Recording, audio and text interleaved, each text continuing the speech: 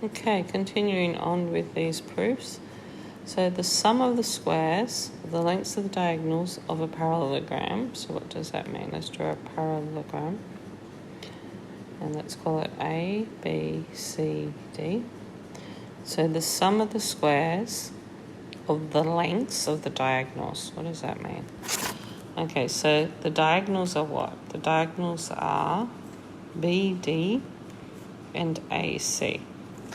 So the sum of the squares, so you've got to add them together and square them, of the lengths of the diagonals. Now the length of the diagonals, you have to find the magnitude.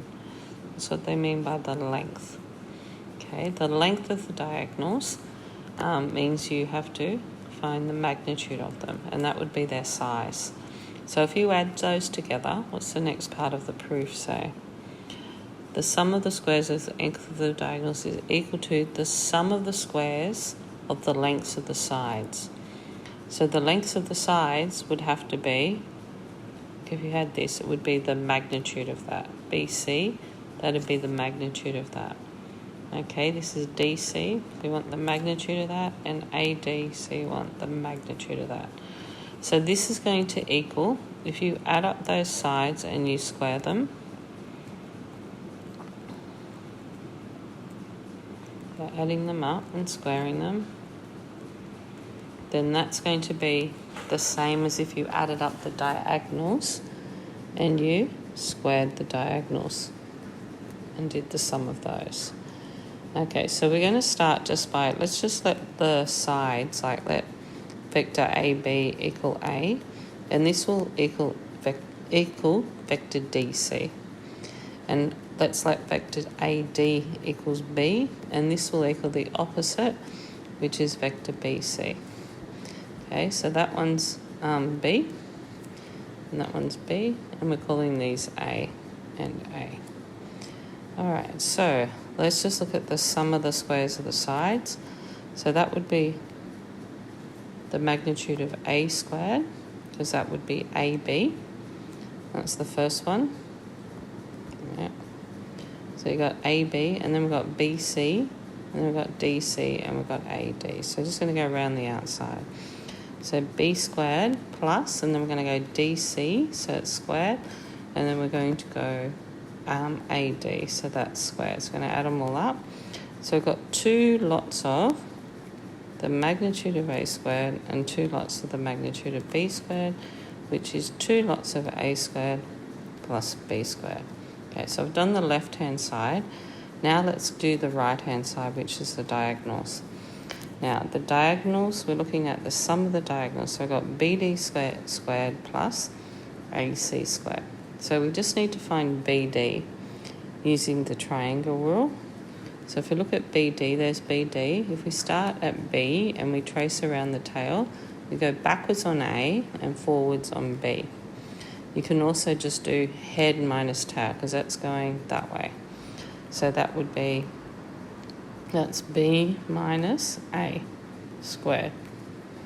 Okay, B minus A. So now we want to do AC. So if we look at AC, let's get a different colour. So AC is this one. So if we start at the tail end of AC and we trace, that would be B plus A. So it's B plus A, because they're all in the right direction, same direction as B, same direction as A. So it'd be B plus A squared.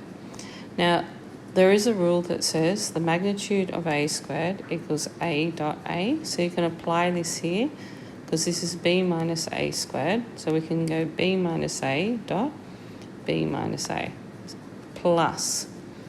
This is a way of expanding it. B plus A dot B plus A. Okay, it's quite a handy tool to have, that one.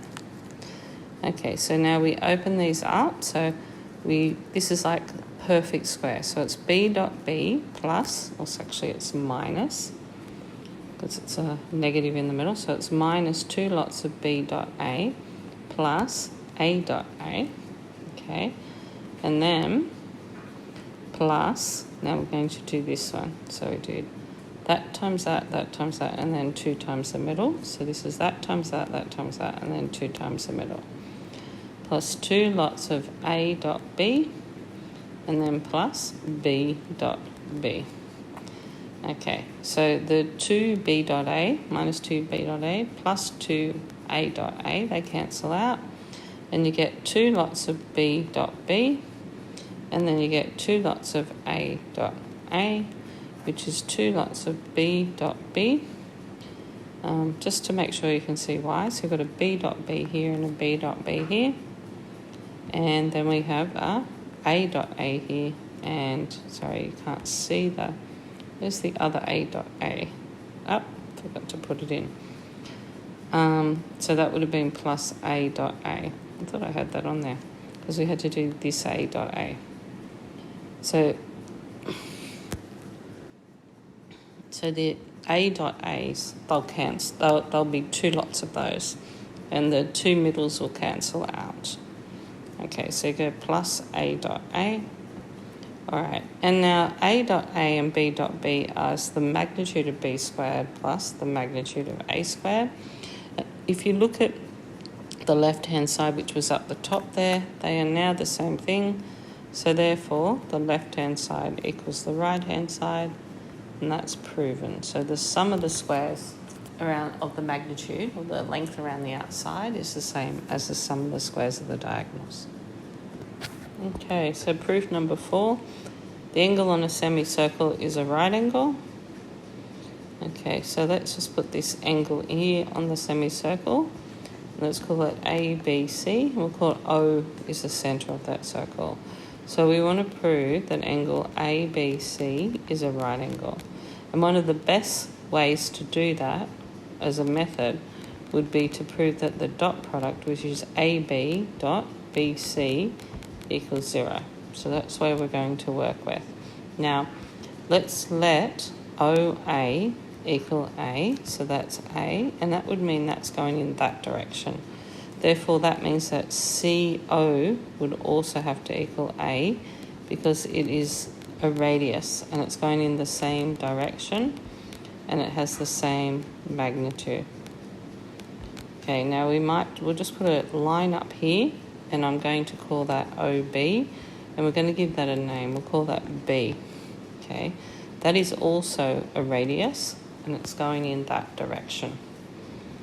Okay, so what that means is because it is also a radii and the radiuses are equal, that means the magnitude of A, that's the length of it, would be the magnitude of B, and this might come in handy in my dot product.